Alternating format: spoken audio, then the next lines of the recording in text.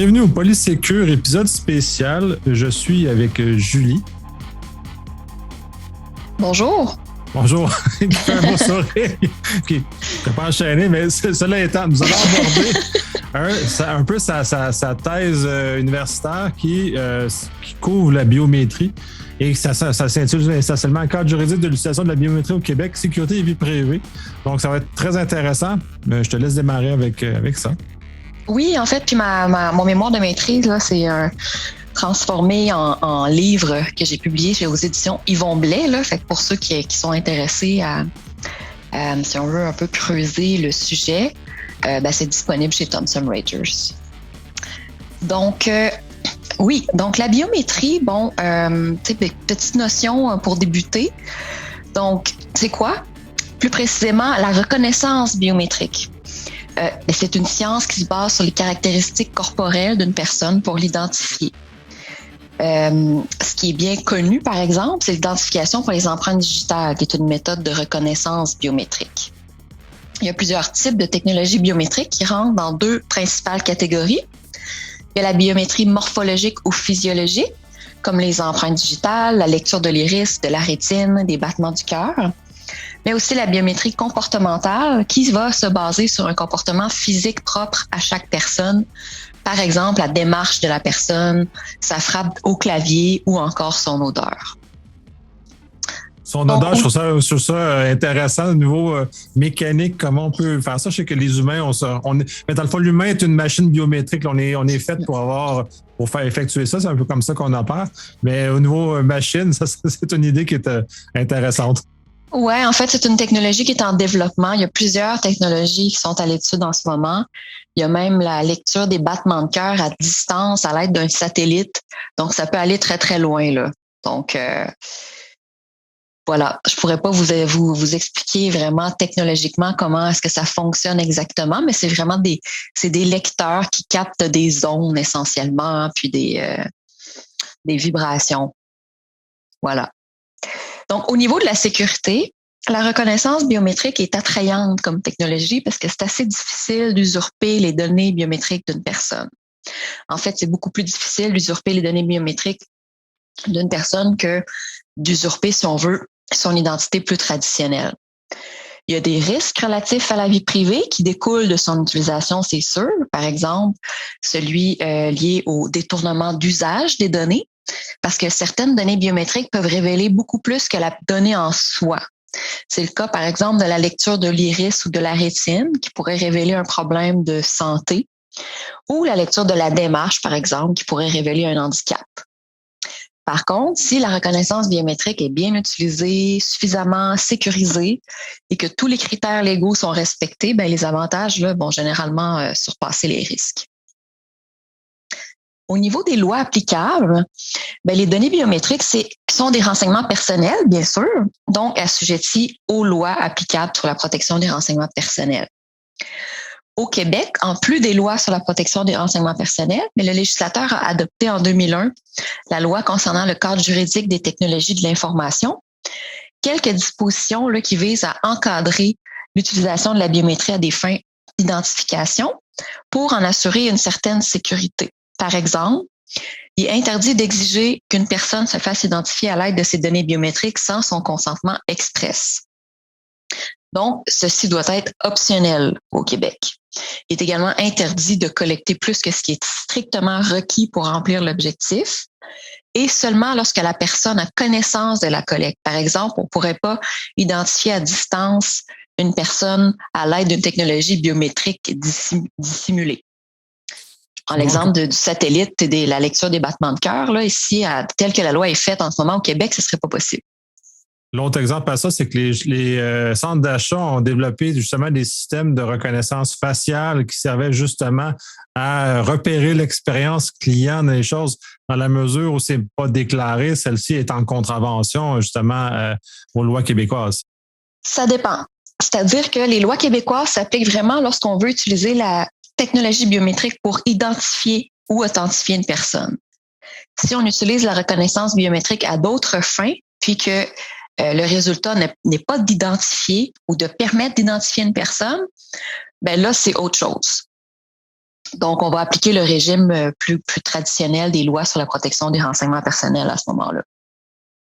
Donc, il faut vraiment, la loi concernant le cadre juridique s'applique vraiment dans un contexte où on souhaite identifier ou authentifier une personne.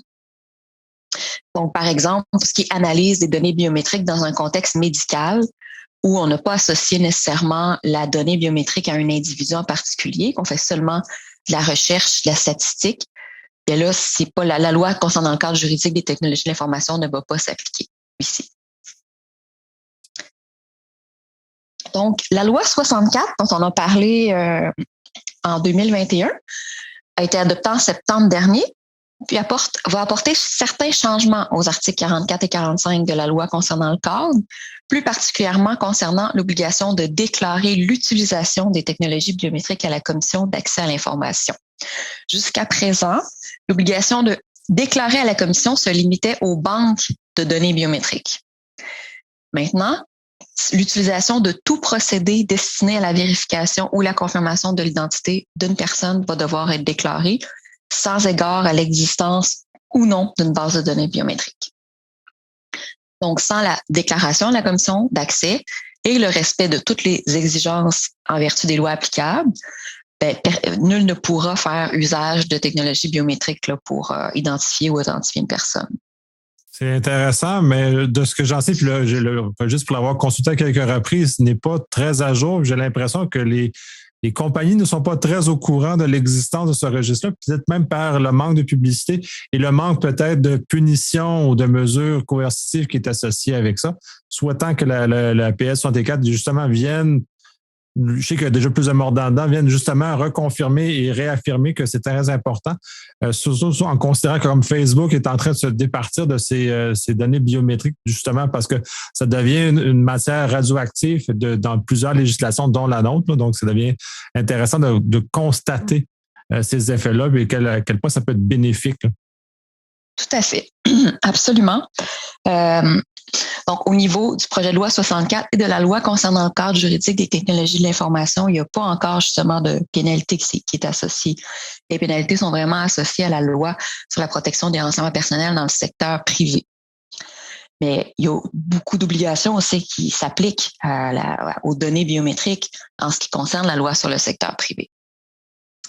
Aussi, en ce qui concerne le projet de loi 64, donc, l'article 45 va obliger maintenant les organisations à déclarer à la Commission d'accès toute création de banques de données biométriques au plus tard 60 jours avant la mise en service. Avant, il n'y avait pas nécessairement de délai. Là, il vient d'imposer un certain délai maximal là, pour la divulgation préalable en ce qui concerne les bases de données biométriques. Ça permet à la Commission d'accès à l'information de rendre toute ordonnance là, qu'elle pourrait juger pertinente en fonction de son analyse des risques puis son analyse de l'atteinte à la vie privée, par exemple. Donc, ces modifications-là à la loi, c'est important de le mentionner, vont entrer en vigueur en septembre 2022. Donc, tu disais tantôt, Nicolas, les entreprises, ils sont pas nécessairement au courant, mais ils ont tout intérêt à s'informer parce que ça arrive assez rapidement. Donc, quelques pistes de conformité pour les entreprises. En fait, comment se préparer? Ce serait de mettre en place une directive sur l'utilisation des systèmes biométriques, une directive interne, de façon à prévoir toutes les nouvelles obligations, non seulement de la loi concernant le cadre, mais également de la loi sur la protection des données des renseignements personnels dans le secteur privé. Également, de s'assurer qu'il y a un processus en place pour toujours faire une évaluation des facteurs relatifs à la vie privée préalablement à tout projet qui implique des données biométriques, parce que ça aussi, c'est une obligation qui va découler des modifications à la loi sur le secteur privé. Mais c'est également tout au bénéfice des entreprises de le faire pour bien s'assurer qu'elles respectent les obligations et qu'elles ont bien compris les risques associés à ça. Et aussi, s'assurer que si vous prenez la décision d'utiliser une technologie biométrique à des fins d'identification ou d'authentification, s'assurer qu'elle soit déclarée à la Commission d'accès à l'information avant la mise en service. Très intéressant, très pertinent d'ailleurs. Question intéressante aussi, les appareils mobiles maintenant, le téléphone cellulaire, ont tous des objets d'authentification biométrique, mais ils n'ont pas une base de données associée parce que normalement, ça va s'associer avec ça. Est-ce que ceux-ci devront déclarer quelconque existence à la commission? Tout à fait. Donc, par exemple, sur mon iPhone, j'ai la reconnaissance faciale. Donc, jusqu'à septembre 2022, les entreprises ne sont pas obligées de le déclarer parce que, comme tu le dis, il n'y a pas de base de données biométriques. Elles ne conservent pas les données biométriques. Mais maintenant, avec les nouvelles obligations, elles vont devoir le déclarer sans égard à la conservation des données ou pas. Effectivement. Très intéressant. Justement, ça va nous mettre peut-être la puce à l'oreille comme consommateur, comme citoyen, justement, à quel point ces moyens-là sont en place. Et donc, dans ce cas-ci, Clearview AI, qui les autres c'est rendu des parias, là, mais les centres d'achat qui le font aussi devront déclarer ces éléments-là de façon peut-être plus claire que ce qu'ils font présentement. Je pense que ça va refroidir un peu les gens à les magasiner, même si les gens ont beaucoup hâte de retourner dans les centres d'achat.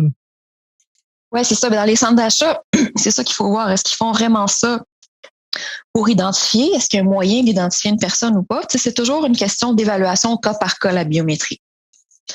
Donc, il ne faut pas non plus trop avoir peur de ces technologies-là. Il faut vraiment, comme je disais, faire systématiquement des PIA, des Privacy Impact Assessment, s'assurer qu'on évalue c'est quoi la technologie, à quelle fin c'est destiné, quels sont les risques, quelles sont les mesures de sécurité qu'on met en place. Puis là, à partir de ce moment-là, on peut recommander si oui ou non l'utilisation est légale ou si elle doit être déclarée. Ouais, j'ai bien l'impression qu'il y a beaucoup de compagnies qui ne sont pas très au courant de ce qui s'en vient, à quel point ils vont avoir peut-être des surprises dépasser ces dates-là, surtout quand les divulgations vont se faire de plus en plus. J'ai l'impression que, étant donné que les gens maintenant vont être plus au courant, vont peut-être intervenir ou dénoncer à la limite leur employeur qui ne respecte pas l'ensemble des règles. Ça va donner une situation particulière. Y a-t-il des encadrements au niveau de la loi sur les moyens? Parce que dans le fond, c'est un calcul mathématique, là, l'élément biométrique. Donc, est-ce qu'il y a des encadrements spécifiques par rapport à ça? Au niveau plus technique, tu parles? Oui, parce que dans le fond, le capteur, tu parlais de ton iPhone, le capteur du iPhone stocke d'une façon X, mais un autre capteur de reconnaissance faciale ne stocke pas de la même façon. Donc, on ne pourrait pas utiliser le résultat d'un capteur pour déduire ton apparence dans un autre système, par exemple. Absolument, c'est sûr. Il y a énormément d'écrits là-dessus au niveau technique. Moi, j'en parle un petit peu aussi dans mon livre là, sur la biométrie. C'est sûr que la mesure de sécurité de base, c'est vraiment le chiffrement. Il y a des technologies recommandées spécifiques pour le chiffrement biométrique. Donc, n'importe qui est curieux, qui veut aller s'informer au niveau des bonnes pratiques, il va trouver l'information. C'est vraiment les données biométriques étant les données très sensibles. Donc, on sait au niveau des lois sur la protection des renseignements personnels que plus la donnée est sensible, plus les mesures de sécurité doivent être importantes, doivent être robustes. Donc, c'est vraiment les mesures de sécurité les plus robustes qu'on va devoir mettre en place pour protéger les données biométriques. Et de façon générale, on ne recommande pas de conserver les données biométriques. Donc, toute conservation dans une base de données augmente les risques. S'il n'y a pas de conservation, on diminue vraiment sensiblement les risques d'usurpation, de piratage, de détournement d'usage, etc. Oui, c'est ce qui est justement important parce que tu sais, mon visage, je peux pas le changer ou je peux pas changer mes empreintes digitales. C'est pas comme on a vu dans certains films, mais à l'heure actuelle, ça se fait pas pouvoir changer les yeux parce que on veut se faire prendre pour quelqu'un d'autre. Donc, c'est effectivement, ça a une valeur inestimable, ces données biométriques-là, parce qu'on peut juste pas les changer. Oui, en fait, mais c'est quand même possible. Il y en a qui ont réussi, par exemple, à copier des empreintes digitales, mais il y a certaines mesures de sécurité qui peuvent être mises en place pour contrecarrer ça. Par exemple, s'assurer que la personne est vivante, en détectant un petit peu la chaleur corporelle. Mais cela dit, il y a quand même un faible risque, mais le risque est là de pouvoir subtiliser la donnée biométrique. Puis là, l'enjeu avec ça, c'est qu'une fois que la donnée elle est subtilisée, elle devient caduque, donc on ne peut plus l'utiliser. Donc, par exemple, si le système biométrique, c'est un système de lecture de l'iris et que l'iris a été compromis, il faudrait que l'entreprise change complètement de système ou qu'elle offre un système, si on veut, avec une lecture de données alternative à l'iris, justement pour un peu prévenir ce genre de problème-là qui pourrait arriver. Intéressant et probablement très coûteux comme action. Si on arrive dans cet état de fait-là, il y a énormément de risques à l'usage de la biométrie. Au-delà du risque légal, il y a quand même... bref, c'est pas simple. Non, effectivement, il y a des risques aussi qui sont un petit peu plus associés aux politiques, à la surveillance étatique, à l'espionnage. Donc, on pourra en discuter longtemps. Là, il y a beaucoup de risques associés à ça. Mais comme je disais, si c'est bien utilisé, que toutes les exigences légales sont respectées puis que les meilleures mesures de sécurité sont mises en place, normalement, on réduit de beaucoup les risques. Puis, une de ces façons-là, je le répète, c'est vraiment de privilégier les utilisations, les technologies biométriques qui ne stockent pas, qui ne conservent pas les données dans une base de données. Question, je ne sais pas si tu as la réponse, parce que je sais que le MINISCAN a fait une grande promotion dernièrement. Il semblerait que le Service québécois d'identification numérique va utiliser la biométrie dans sa boîte d'outils. Moi, j'y vois un certain enjeu à ça, parce que là, on a surtout qu'une base de données unique avec toutes les empreintes ou les données biométriques de tous les Québécois. Donc, pour moi, j'ai une certaine préoccupation face à ce genre de choses. Est-ce qu'on a des moyens ou des encadrements qui sont liés à l'usage de l'État pour ce type d'informations-là? C'est pas vraiment spécifique à l'État. Je dirais que moi, ce que j'ai entendu dire, c'est que la biométrie allait être utilisée au niveau de la carte d'identité numérique, mais pas nécessairement dans une base de données. Donc, c'est sûr que si le gouvernement a comme projet de centraliser les données biométriques des Québécois dans une base de données, il va y avoir beaucoup de... Ça va faire en jaser beaucoup, disons. Les experts vont commencer à rédiger des articles et à s'y opposer fortement. Mais comme je dis, si c'est bien utilisé sur une carte, par exemple, à l'aide d'une carte d'identité numérique, que tout est sécurisé, que c'est pas possible de lire cette carte-là sans la lecture de la donnée de la personne, par exemple. Il y a toutes sortes de moyens qui peuvent être mis en place pour sécuriser ça. À ce moment-là, ça pourrait être une bonne idée. Tout dépend, c'est vraiment une évaluation au cas par cas. Très intéressant. De toute façon, j'ai aucune idée comment ça va être déployé, puis je pense que c'est encore pas mal flou, ces choses-là. Mais si on le voit un peu comme si on l'a sur nos téléphones, par exemple, la reconnaissance faciale ou les Touch ID qu'il y avait avant ça, c'était effectivement stocké que sur l'appareil, donc il y avait personne d'autre qui était capable d'y accéder, puis ça nous donnait un bénéfice de sécurité à son site qui était non négligeable, justement, et de facilité d'utilisation aussi. Il faut pas. C'est ça aussi, c'est à la fois un piège parce qu'on peut privilégier ce genre d'approche-là, même si elle est moins bien encadrée, puis justement de faire attention au dit encadrement. Absolument. Il y a vraiment des beaux avantages à utiliser cette technologie-là, là, non seulement au niveau de la sécurité, mais également, comme tu le dis, au niveau opérationnel, ça facilite beaucoup les choses. Là. Par exemple, lorsqu'on veut se connecter sur nos comptes bancaires ou peu importe le compte, on se souvient jamais de nos mots de passe. Là. Lorsqu'on a configuré la reconnaissance faciale, par exemple, ça facilite vraiment beaucoup les choses. Oui, donc des usages très pertinents. C'est très intéressant. Moi, j'ai pas mal fini ma ligne de questions. Est-ce que d'autres choses à rajouter sur le sujet qu'on aurait intérêt à aborder? Ben écoute, moi, je pourrais en parler pendant des heures, mais pour ceux qui sont vraiment intéressés à creuser le sujet, comme je dis, j'ai écrit un livre là-dessus qui s'appelle La biométrie au Québec, sécurité et vie privée, que je suis en train de mettre à jour. Donc, quelque part en 2022, la nouvelle version ou peut-être début 2023, la nouvelle version de mon livre devrait être publiée pour ceux qui s'intéressent. Oui, puis je vais rajouter un lien dans les show notes justement pour qu'on puisse se le procurer, pour justement aller creuser puis aller davantage dans ce sujet-là. Puis c'est très intéressant. C'est à la fois très préoccupant, mais à la fois si c'est bien utilisé, ça peut devenir un outil de développement, un outil qui favorise justement la fluidité du contact avec le consommateur ou le citoyen, tout dépendant des contextes. Tout à fait. Mais je te remercie énormément. Ça a été très intéressant, très enrichissant, comme toujours. Souhaitons avoir un autre sujet de la même nature prochainement. Merci à toi. Bonne journée. Bonne journée.